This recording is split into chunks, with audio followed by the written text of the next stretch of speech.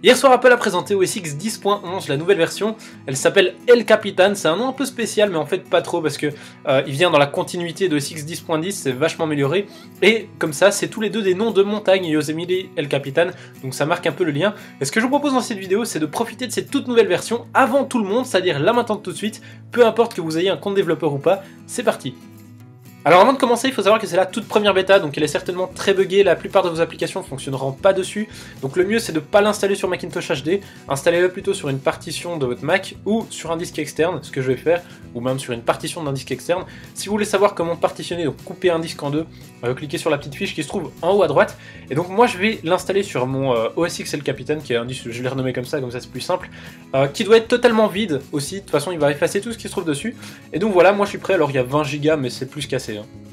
Deuxième chose dont on aura bien sûr besoin, c'est l'installateur de OS X 10.11.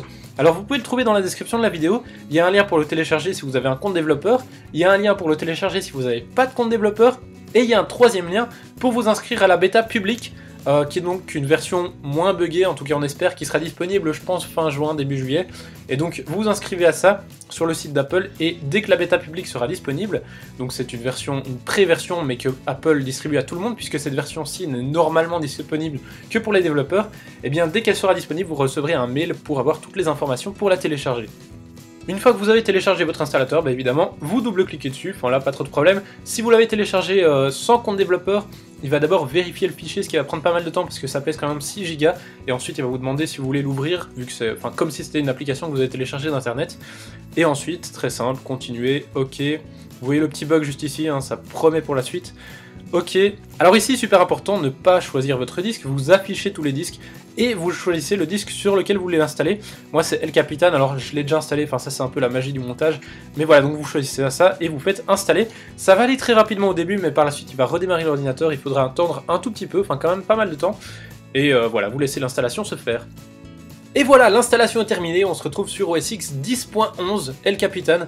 Alors ça dure un petit peu de temps, l'installation, après vous devez configurer quelques trucs. Mais donc voilà, la première bêta. Alors pour les versions suivantes, vous pourrez faire la mise à jour via le Mac App Store. Et donc tout ça est installé sur un disque externe. Et si on va dans les préférences système, dans disque de démarrage, eh bien on peut choisir sur quel disque on veut redémarrer le Mac. Soit un de ces deux-là, qui est donc mon disque de base et mon disque de vidéo, qui sont tous les deux sur OS X 10.10. Et puis le El Capitan, qui est sur mon disque externe. Et quand je serai de nouveau sur mon studio vidéo, eh bien le El Capitan, on peut le débrancher, ça y a pas de problème. Et donc si vous voulez revenir faire un peu joujou sur OS X 10.11, vous branchez votre disque, vous allez sur donc dans la préférence système, disque de démarrage dans votre disque Macintosh HD par exemple, vous choisissez El Capitan et vous redémarrez et c'est parti. Donc voilà, j'espère vraiment que cette vidéo vous a plu. Si c'est le cas, n'hésitez pas à vous abonner, à laisser un petit pouce vert. On verra toutes les nouveautés de cette nouvelle version dans une autre vidéo. Allez, je vous montre quand même l'application Note que je trouve vraiment super bien foutue. Voilà, donc vous voyez qu'il y a pas mal de nouveautés à la clé.